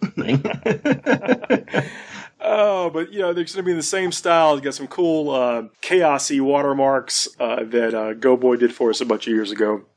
And they're very much 8th edition missions using the 8th edition concepts, but in a way that, in my opinion, make it a little bit more competitive, a little bit more balanced. But on page 1 of this, I've left it open for tournament organizers in general, heck, even your one-off games, to lead your own interpretation. I've left the mission guidelines and some of the detachment rules completely at your whim. I've given some suggestions here, like in attachments, the 3 detachment maximum, like it says for match play, but then I also say consult your tournament organizer for any additional information, and that's the same on the mission guidelines as well. One of the things I want to point out that I like about this mission pack, and it's something that I really liked about the old FTN mission pack as well, was progressive objectives, and what progressive objectives in missions do for list building in any kind of meta. The idea that you are only earning points on these if you have dudes who are sitting on these for starting on turn 2. So that means that you need to go out and engage, get your opponent off of his, but you have to have somebody on yours as well. And having only specific types of units being able to score on those types of objectives, I think that like you were saying before, missions can act as a vehicle for balancing the game out. Right, and progressive objectives also lead to aggressive type games, which you and I like with word models, and this is an aggressive addition. I would agree with that. You're talking about, though, Mission 1, though, the primary objective is progressives, and then on Emperor's Will is the secondary objective. And kind of got a slant to this that only infantry can control the Emperor's Will. Is that too much? I don't know. I think that's really good. And the reason I think that's good is because we are seeing so many of these, I'm going to take a single acolyte so I can take another Razorback type of games, type of army lists, which, that's got to be a real cozy Razorback. He's probably got some couches in there, maybe a small fridge or something. But little bro does not need a Razorback all to himself. He understood. I'm with you, and that's the type of stuff that we are trying to. I don't want to say discourage, but you're going to have to, if you're taking that type of stuff, you're going to have to actually play the mission. And that's what it's about playing the mission. And these are all on a 19-point scale, which, if correct me if I'm wrong, but I think that will be able to fit snugly within the BCP app. 19 points. It also matches some of the other mission types out there. So, maybe you can play them alongside some of the other missions. I think that we are blessed in this community with a lot of great mission designers, and people will find things that they prefer to play, but sometimes playing something a little different, you find you like some other things. Now, I mean, Carl, you were just telling us in the pre-show about the fun game that you had using the new open war deck. Yeah, the open war deck. And speaking not as a tournament player, but as a player of the game, how would you say having a variety of missions really benefits your play experience? Oh, I mean, I think I've said for years now, the more missions, the better. Like, I used to love the mission book that they came out with. We would play. That's one of the things I love about Forge World books. They have like tons of different missions in them. Even the Horus Heresy Black books contain, all these different kinds of missions. I like to change it up a whole lot rather than just play the same 6 missions over and over again. So the open war deck was fantastic. I can talk a little bit about that after you guys talk about the mission pack here. I don't want to distract from that. Oh no, it's right in line, because I think having different things. We used to, in our old game store a long time ago, we had a book that probably had 80 missions in it. I shouldn't say a book, a folder, like a 3-ring binder that had 80 something. We would just, we're playing on game nights. We just pick one, just go for it and find something we hadn't done in a while. But what I've done here is tried to make a quick, easy print and go tournament pack. And I'll be even honest with you, if there's something in here that, because I don't want to say we mess with how first turn is done, but if there's, we do kind of mess with the order of not deployment, but the way you determine the first part of the battle. So, so what it is, players roll off to see who gets the deployment map, and then, whatever, you'll see it. It's a slightly different thing from the rule book in here to have it be a back and forth. One player's not in the driver's seat. There's a little bit more of sharing the load there in the beginning that I think makes it a little bit more fair. But if you're an organizer who likes the mission design, but you want that part to be different, I'll send a document your way that has that the way you want it. Doesn't matter to me. It's completely fine. Paulie, I hope you know yourself up to a lot of somebody just open the floodgates. Yeah. Well, you have to imagine there's only so many different varieties. The deep wall has been reached. You have to imagine there's only so many different varieties. But I think that if you're running a tournament, the risk is, you assume it's your vision, your agenda, because the risk is all on you. And if we are match play enthusiasts here on Forward of the Narrative, so anything we can do to encourage that, make it a little bit easier, happy to help where I can. Now, if your tournament is like tomorrow and you send me an email at 11 p.m. your time, which may be like 3 a.m. my time or whatever, it may not work out. But I'm saying, you give me enough notice, I'm happy to help where I can if you want to use the missions. You're a better man than I am, Paul Murphy. You get what you get. You don't throw a fit. Well, look. So this is our vision, and I hope we see. I hope people kind of agree with this along the way, though. Yeah. Well, I got to tell you, the open play. Just since we touched on it, those open play cards are really, really fun. To be fair, I've only played one mission out of them so far, but we had an absolute blast with it. And you basically draw one card from 3 different decks that you build, and the first card is the deployment map. The second card is the mission you're playing, and in this case, we played a pretty interesting mission that I thought was going to be what we used to call roll dice and tie. Right? We had one objective in my opponent's deployment zone, one objective in my deployment zone. There were no secondary objectives, which was really interesting. And the rule was, though, if at the bottom of your opponent's turn you controlled both objectives, you immediately won the game. So even if you could do it on turn 2 or 3, you could potentially win the game immediately. So it required a lot of thinking in terms of how am I going to defend my objective. Yeah. And then the interesting thing is there's a twist deck, and there's a couple others, but really we only needed to use these 3 in this setup. And the twist for this game was that at the beginning of your round, you would roll a D3 and you could heal any unit that you had that many wounds. It wasn't real specific whether you could bring models back. So if I had like a 10-man unit and I'd lost 5 guys, if I could bring back guys, we kind of got the impression that wasn't it. It was a single model. So we just applied it that way. So basically we were healing up vehicles throughout the game, which really forced you to just, if you were wounding a vehicle and you started getting it down, you wanted to destroy that vehicle before your opponent, before their turn, so they couldn't, reinforce it. It was fantastically fun, though. That's pretty. And so you flip over. I like the way the demo video that they did that had it. I mean, it's truly random, but it seemed to be all cohesive. Yeah. And the combinations that you can get make it so interesting. So I thought it was fantastic fun. Pick them up. Like that is the way we are basically playing right now. Add them to your game night. Add the 4 FTN missions to your game night. Add all the ITC missions to your game night. I think, and plus you want to play for whatever tournament you're going to, of course, what you practice for. But when you're playing casually, even if it is competitively, mixing up the missions keeps everybody fresh, I think. Yeah, for sure. Yeah. But I've kept in the packet here. I've kept the some of this stuff mostly just as it is out of the book for match play, and even references to where to look for the match play. So there's just not a lot of relisting of those particular rules in case there's a question.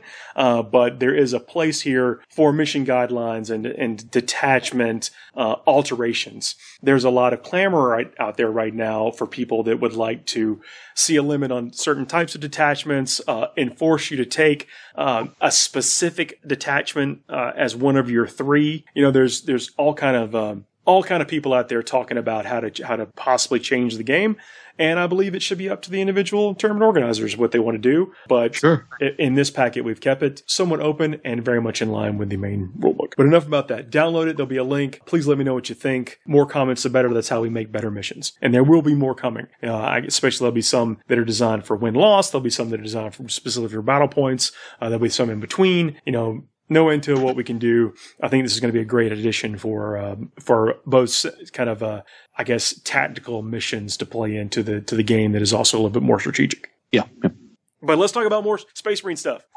Yeah, I mean, for some people that may have been a repulsive conversation, but we're not there yet. We're going to talk about the Redemptor Dreadnought. Oh well, I will try and redeem my jokes here. Yeah, that was a wasted transition on your part, Paul. That would have worked well. That's the page I got open. Okay. The Redemptor Dreadnought. I'd like to point out that it is a Dreadnought. It has the Dreadnought keyword and then the Redemptor Dreadnought keyword. So this thing can ride in the back of a Storm Raven. Oh my god.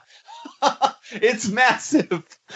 It's massive. That's like shoving, I don't know. That's like shoving, Shaquille O'Neal into your Volkswagen Bug.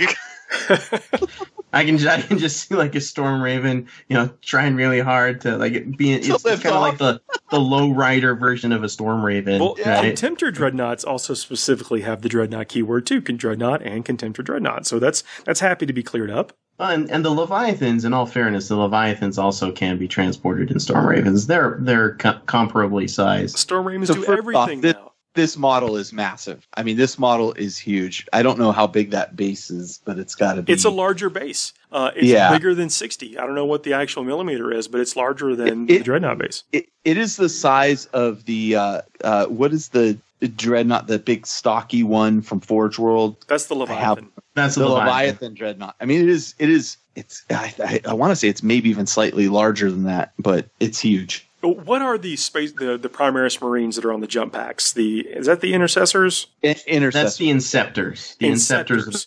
You're right. With the orbital insertion packs. Much like the pictures of those things, they don't do them justice. When you even hold the easy put together miniatures in your hand, they look so much better than they do in the pictures to me. Yeah. The Redemptor Dreadnought is the exact same way. Yeah, it is a neat model. It really, really is. And I know a lot of people, look, aesthetics aside, I mean, some people are going to like it. Some people aren't. That's the way it goes. I think it's neat. It's massive. I can't wait to put it on the table. Yeah, opinion. I'm just saying the pictures don't do it justice. You're going to want to see this thing up close before you make your final opinion. I would agree with you 100% on that. It has an 8-inch move. It's got 13 wounds, strength 7, toughness 7. So, in line with the other Dreadnoughts, except a significant, a pretty good amount more wounds, if you ask me. 3 more than a Contemptor. Yeah, and much more than an Ironclad. I mean, what's an Ironclad got? 8 wounds. Venerables have 8 wounds. This thing has a lot more wounds. We'll talk about the points here in a few minutes, but it also has a bunch of weapons. A Redemptor Dreadnought is a single model equipped with a heavy Onslaught Gatling Cannon, a heavy flamer, an Icarus rocket pod, 2 Fragstorm grenade launchers, and a Redemptor Fist. That's a lot of ands. Yeah. It comes stock with a lot of weapons. You can replace the heavy and flamer. it has a lot of options that you can Yeah, stick you on. replace the heavy flamer with the Onslaught Gatling cannon. You replace this heavy Onslaught Gatling cannon with a macro plasma incinerator, which I want to talk about in a minute. And then the model may replace its 2 Fragstorm grenade launchers with 2 Storm Bolters. So what you want to do, how you want to do it, not so sure, but I do want to talk about the macro plasma incinerator. This has a 36-inch range, and the regular profile is a heavy D6, strength 8, -4 AP, 1 damage. And then the supercharge is heavy D6, strength 9, -4 with a 2 damage. But for each hit roll of 1, the bearer suffers 1 mortal wound after this weapon's shots have been resolved. Now, I like that -4. Yeah, but it's only 1 mortal wound for the hit roll of 1. And if you're playing him next to Gilliman or any chapter master or whatever, you really reduce the times that this is going to do the 1. God, and it's a heavy D6, so it's firing a D6 number of these shots. That is huge. Yeah, I'm liking that. It hits on 3+, so not as reliable as the Venerable or the Contemptor, but it's still, that's a lot. It's a lot of weapons, a lot of firepower to throw down range with this thing. The heavy Onslaught Gatling Cannon is a 30-inch range weapon, heavy 12, strength 5, AP -1, 1 damage. Think about that. You're firing 12 shots, like guaranteed 12 shots. That is at -1. I mean, it's effectively, it's just a little less than a assault cannon, right? I mean, yeah. It's strength 5. It's basically a twin assault cannon, isn't it? But it's 30-inch range. It's 30 instead of 24, strength 5. Strength 5. Okay, so it's a little bit less strong, but I mean, 5 is kind of the golden number. Yeah, but it reaches out a little further and touches you a little further. So, I mean, you're not really losing a lot of effectiveness for the Strength 5 because, against a Toughness 7 or a Toughness 9, you're still wounding on 5s with a Strength 5 or Strength 6. So I may have to go with that macro plasma incinerator now that we were looking at this a little closer, because originally I was liking that heavy Gatling assault cannon, but macro. You can still take the regular Gatling assault cannon, and it's heavy 6 with the same strength and damage and AP. But 24-inch range. 24-inch range, yep. But that's still that macro. That macro plasma incinerator is awesome. The Redemptor Fist, that's his backup weapon, is strength ×2, so strength 14, nothing to sneeze at, -3 to AP, D6 damage. Yeah. And unlike some other power fists, now I know the Dreadnought weapons don't have this, but there's no -1 to hit with this thing. Yeah. That's very nice. Yeah. I mean, he's punching vehicles with that thing like nobody's business too. He's got 4 attacks. I mean, it's no slouch. 4 attacks is a lot of attacks in this edition. Yeah, that's true. And Strength 14 is wounding anything that isn't a Land Raider or a Greater Demon on 2s. Yeah, that's a good point.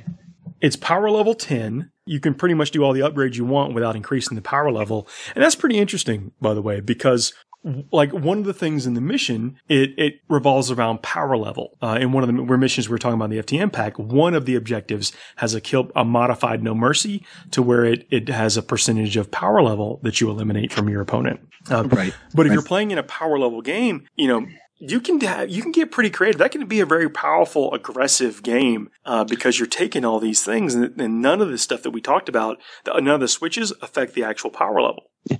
I need to go assemble this thing right now, so I'll see you guys later. Because we're playing power level a lot around here, and that Carl has hit his cool threshold. He just can't contain himself any longer. Can't handle it anymore. Yep. The Redemptor Dreadnought's base points are 140. Now you still have to buy the war gear, and that's where things start to really add up in a match play game because you buy the base model and then all that standard equipment you have to actually pay for. 10 power level is not bad for what you're getting for this guy. I gotta tell you. No hate there. No, 13 wounds, toughness 7, 3+ armor save, 4 attacks. I mean, right there, that's an impressive stat line. I kind of wish it was the 2+, honestly, but hey, I'll take it. I feel like the dreadnoughts in general, they're all sitting at the 3+ range, but I mean, I guess they understand. I just feel like they should be more heavily armored, but I don't know. Well, once you factor in things like chapter tactics, like the Iron Hands, true, just think, true. you're going to ignore some portion of these. That is very true. Well, and the Raven Guard one will definitely help this guy stay safe. These guys are, the Raven Guard with a -1 over a certain amount of distance. That is very true. That is very true. That doesn't stink. And these guys are. We talked about how big the model is, but they're still within that size that could technically fit within some cover existing terrain that we see today. Terrain itself is a whole nother conversation in terms of just like how much more dense we need to have terrain on our tables nowadays. You guys in the tournament play, like, you typically don't have a lot of terrain on on your tables. We play with we have always played with tons of terrain, so we're not really running into too much of that issue. But in tournaments, I get that it's hard to load 60 tables with. And you don't know what table you're going to be on. You might be on a table that the terrain is great for somebody else's army, just not for yours, Yeah, for sure. Yeah. For sure. And I like how it's evened out in terms of, I'm standing in grass or tall grass or whatever, and that's a +1, and ruins are a +1. So if you're on that table where it's like, oh, great, well, I've got the grass table, so now I've, the ruins table guy, he's getting a 4+ cover save or whatever. That problem isn't a problem anymore. But right now, it's just a problem of line of sight. Well, Chris, when you come out here, you won't have that problem. So I'm very much looking forward to that.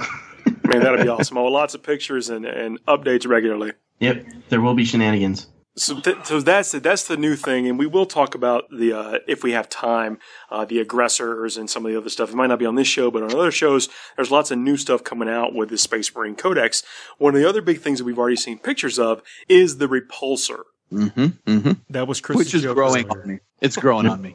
Like when I first saw it, I was like, I'm not so sure. As I've seen the model from different angles, I got to tell you, like, I think it's really cool. For those of you who don't know, this is Carl's normal cycle of appreciating the model. You are 100% correct. There's no change in how that works for me.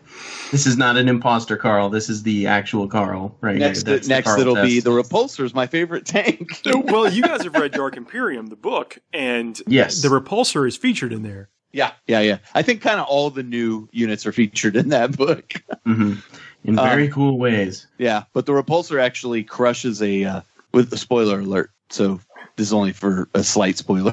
The Repulsor crushes a Chaos Space Marine underneath it, where it's Repulsor technology. Like, the Chaos Space Marine isn't aware of how it really works, and he's thinking he's going to slap like a melt-a-bomb or something on the bottom of the thing, and it just squishes him like a pancake when it rolls over him. Thinking he's going to do like the slide home to home base, playing some 40k baseball, going to slap a melt-a-bomb underneath. It's like, nope. He got pancaked. It just flattens him. This is another tank that has a ton of guns on it. And it also has the fly keyword. Now, it doesn't fly very fast. It's only got a movement of 10 at a max durability. But it does have the fly keyword.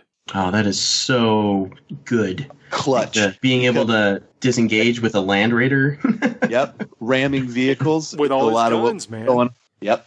It's strength 8, toughness 8, 16 wounds with a 3+ save. That's so good. I know, and it only has a weapon skill of 6, but at full durability, it has 6 attacks. Yeah. This thing has Space Marine written all over it. It's interesting that you pointed out that it had the fly rule because, at first I was looking at it and I'm like, yeah, but I can get a Land Raider Crusader around this price and it's a little more survivable because it's got a 2-up, has the same amount of wounds. But the fact that this thing can fly means you're ramming it into vehicles, stopping them from shooting, then backing off and firing. It's incredible.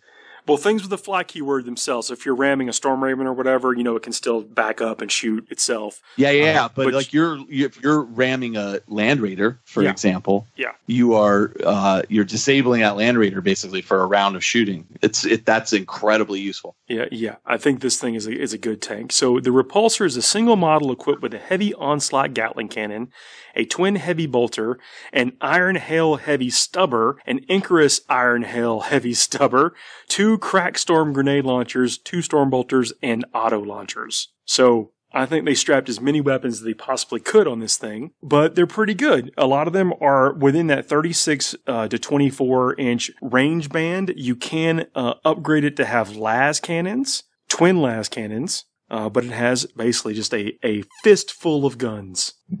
Well, I tell you, whoever figured out that Mechanicus gene that spawned, 2 las cannons at one time instead of just, single las cannon, I think that person needs a pat on the back because I'm a big fan of the twin las. There's a long list of things that you can sub out. You can sub out this weapon for that weapon, and so on and so forth. The las Talon is that's the thing that's on the Stormhawk, I believe. And it's This is 24-inch heavy 2, strength 9, -3 AP, D6 damage. So it's like a short range 2-shot las cannon. Okay, yeah, it's like I won't call it the shotgun version, but it's the up close and personal. Right. Carl had to drop, guys, so it'll just be me and Chris from this point out. But we are just kind of gushing over the Space Marine stuff at this point. And it's nice, man. This repulsor, I think, is going to grow on people. It's a lot of points. Like the base cost of it is, God, what is it? I want to say it's around 210 points. Okay. I think that's fair, though, because I think the Land Raiders start more expensive than that.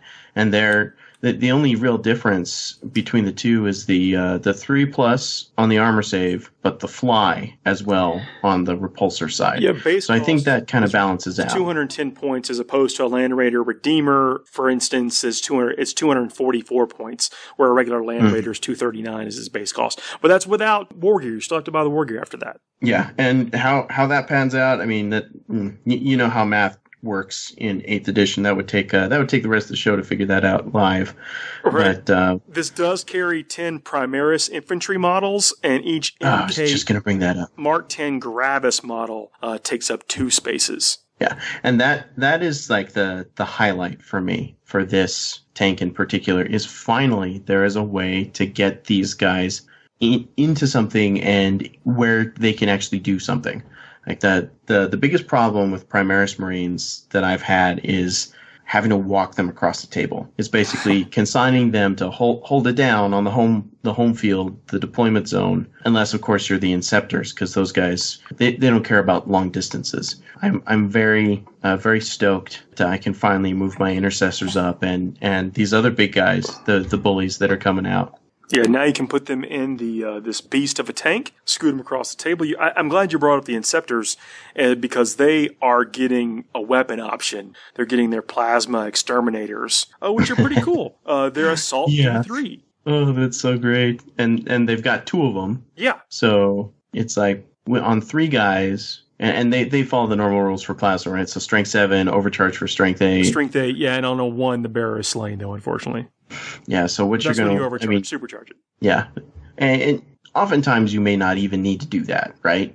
But you have the option for when you have, like, say, a jump pack captain or a chapter master a la Dante that you can do some stuff like that with. And this will give them a little bit more of that punch for those high armor save models. Maybe the heavy bolter pistol thingies aren't really doing the work against when they're hunkered down in cover. Unless you're Imperial Fist, because then you don't care about that. I guess. But that Inceptor squad, they do get the crushing charge on a roll of a D6.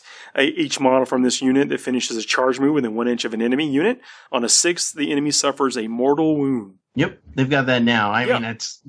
I'm just saying they're not bad. Yeah. With 3 dudes in a squad, I can't see that coming up all that often, with me in particular. But it's an extra. It's just an extra little bit, I think. I don't think that you're actually paying for that. I think it's just something cool that's in there. Yeah, it's a nice thing to have. When it works, you're going to feel good. Now, I want to talk about something that is terrible for radio, but I hope my enthusiasm comes through in this. The Primaris Chaplain model. Oh my gosh. Is one of the sexiest models I've ever seen. It has got to be one of the best models that Games Workshop has ever produced.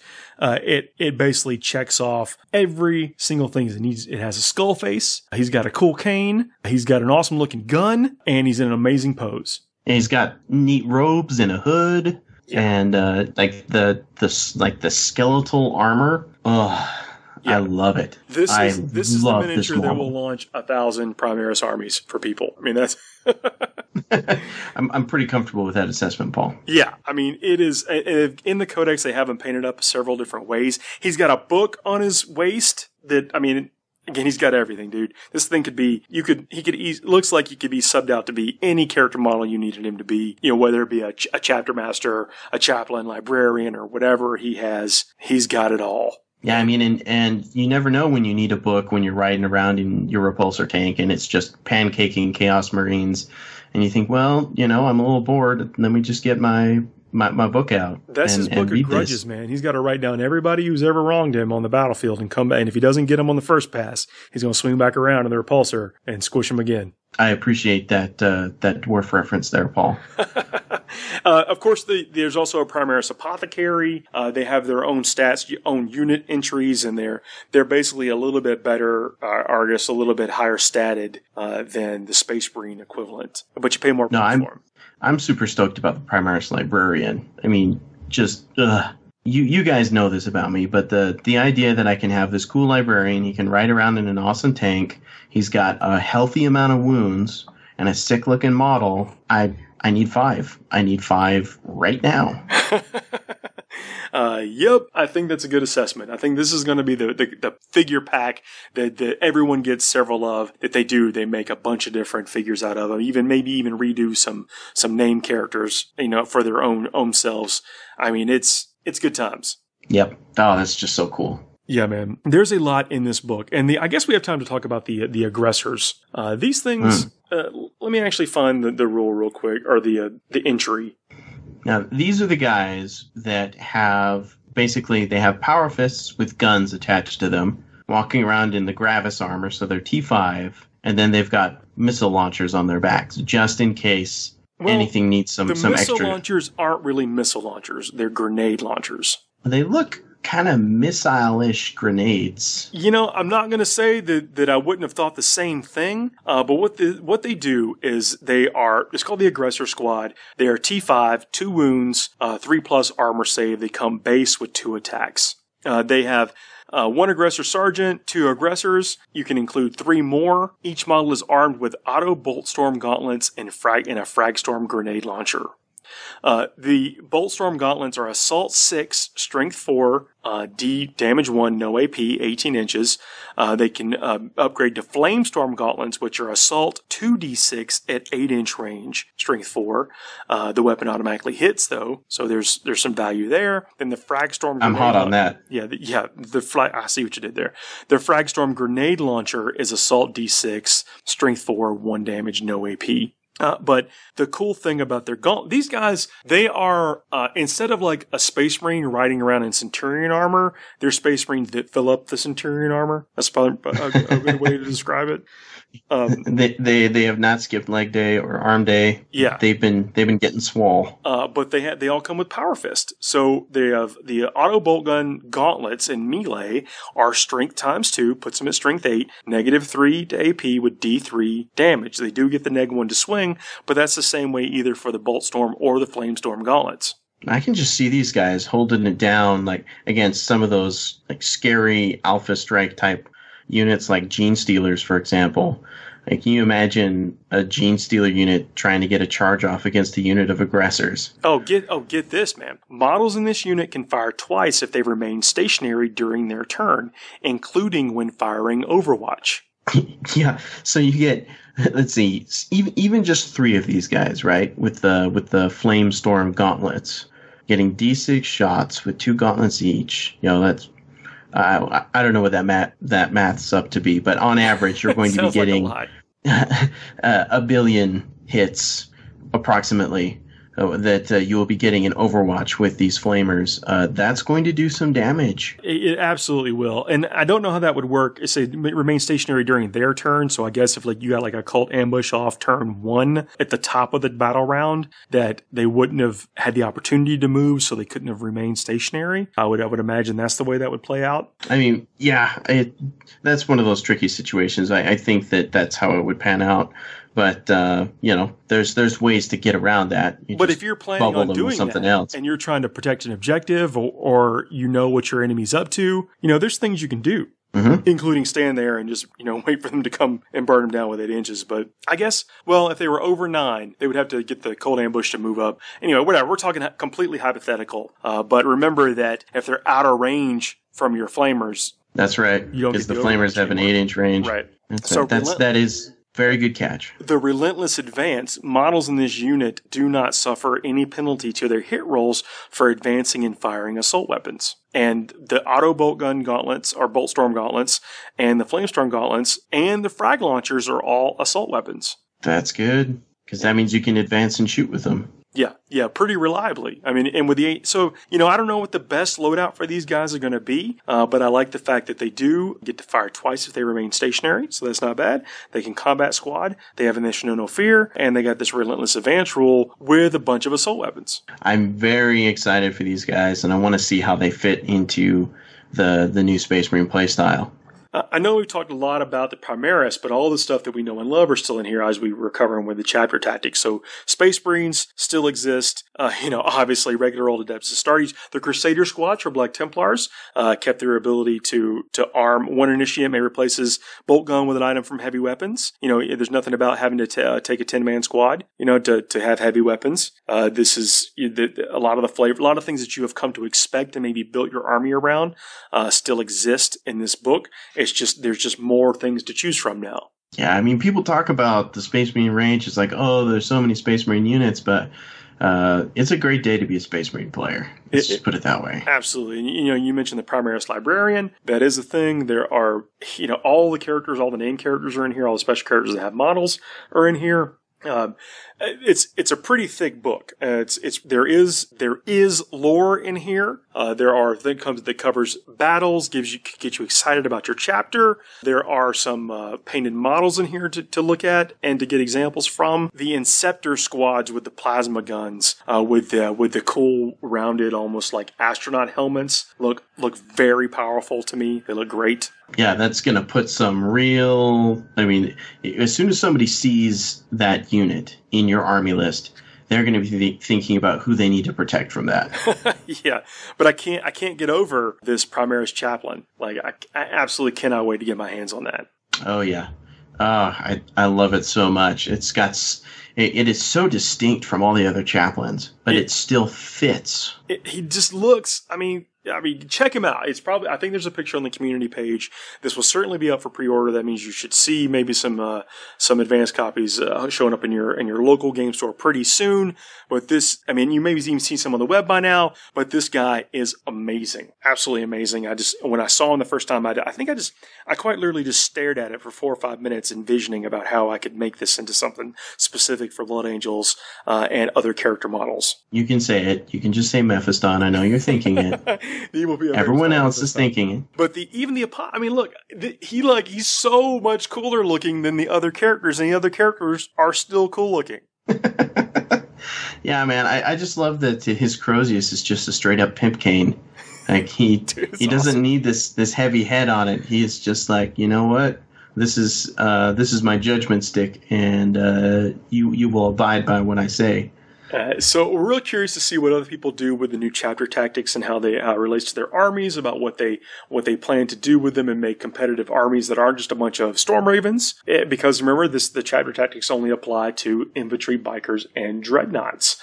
And download the mission pack. I mean, Chris and I are working on this thing. It should be ready for download at the same time you get this episode. If not before, you'll find it on the FTN Facebook, Forge the Narrative Facebook, and on the website. And I may even put it on my personal page. Real happy with how the missions are shaping up, and anything that gives kind of structure to this play and gets us to a place where we can really experience what the game is supposed to be about, I think is going to be great for the early stages of this edition. Yeah, you guys make sure you would say a big thank you to Paul. He's done like 99% of the work on these missions so far as of this night. So my job, my training, my professional training is like I make what you do look good, but Paul has done a really good job with these. So make sure you say thanks and let us know how you like the missions. Well, thank you for saying that, but they're going to get refined off feedback. After it gets played 100 times, we're going to make revisions. That's what made the last mission pack so strong, and we'll build new missions off of it. But it's all about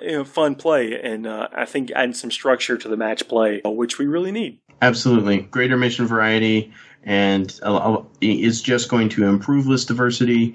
It's going to be adaptive to things in the community, and I think that we are going to see more and more missions pop up. I know this is going to be a really long episode once all the pieces are put in, so thanks for hanging out and listening to it. I can't wait to hear how you guys are liking 8th. Yeah, you guys have a good night. Good night, everybody.